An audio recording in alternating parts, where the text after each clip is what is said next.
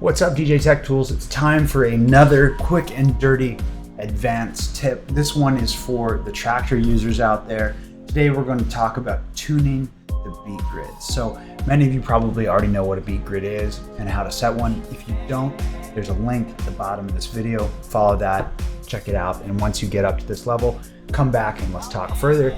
This is a more advanced technique. It's how to tune the Beatgrids. So almost every song in your collection always sounds amazing together.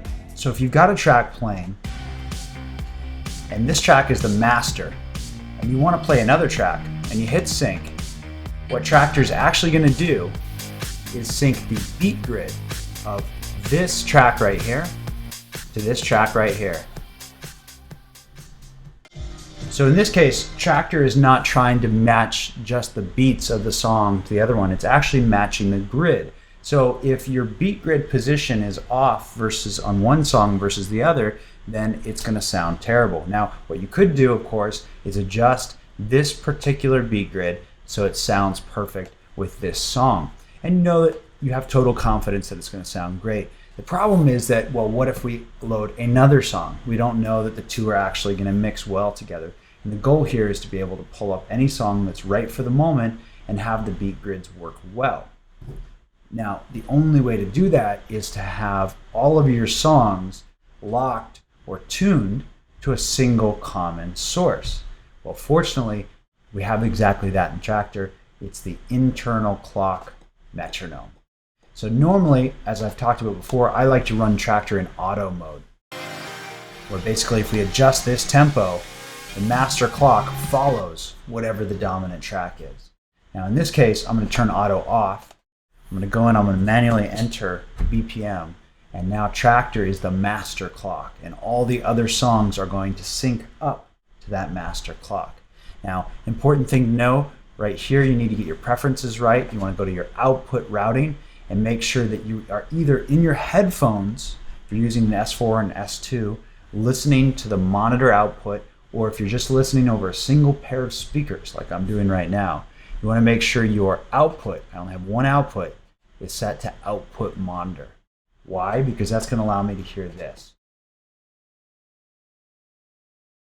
That is Traktor's internal metronome. And what we're going to do is we're going to sync these songs up to that metronome and tune their grid so it's perfectly in time with that clock.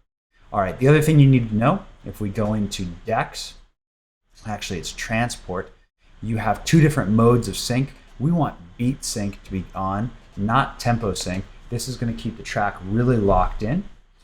And that's the only setting, so we're going to go ahead and turn on the tick.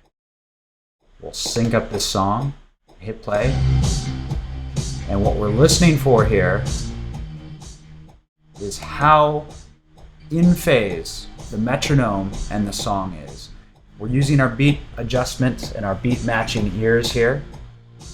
And what we'll do is we'll move the whole grid. Check it out. This button right here, I'll turn this off. We'll go to the beginning where you can really see this happen.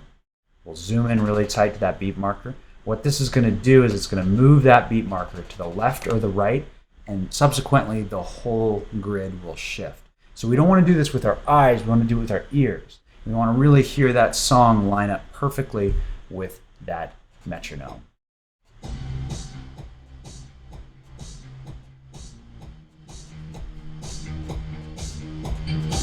That to me sounds perfect. So now I'm going to do the exact same thing for this song over here.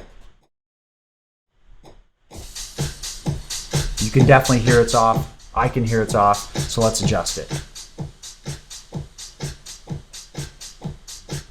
Again, I'm not using my eyes, I'm going to use my ears. This is a really good exercise in general for tuning your ears. Okay, so now that tick is perfectly in line with both of those songs, and I almost guarantee that if I now mix them together, they will sound really, really good together. Okay, I'm going to turn this back on to master.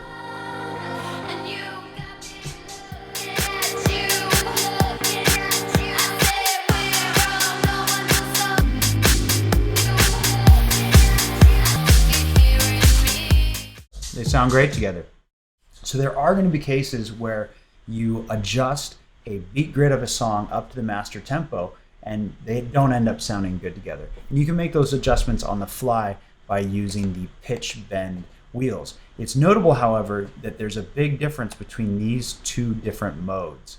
If you want to be able to do manually beat matching adjustments, you need to be in tempo sync mode. So for example, let's say I'm mixing out of this track and I'm mixing into this track, and the mix is off. So I want to use the pitch bend to adjust the mix. I can do that in tempo sync mode, but in beat sync mode, I can't do that. Watch. Traktor really wants to keep those things locked together. Now, the reason I had beat sync mode on when I'm tuning my beat grids is so that I can hear the adjustment that I'm making in real time.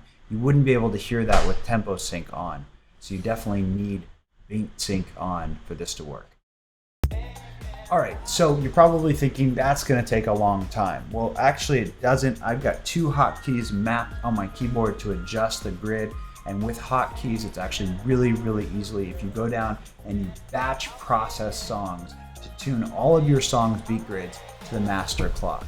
And if you do this every time, I guarantee every time you load a new track, it has a very, very high probability of sounding really, really good. Another tip I'll give you really quickly right now in order to kind of get you started in the right direction is that instead of setting your beat marker on the one or the kick right here, you can actually set it on the snare, because the snare, if you set your beat markers on the snares of all your songs, the snares are always aligned and they have a much higher probability of sounding really good in the mix. So there it is, we're already done. A quick but very powerful tool for you advanced power Traktor users out there. If you have any questions or concerns, of course, hit me up in the comments or send us an email to support@ejtechtools.com.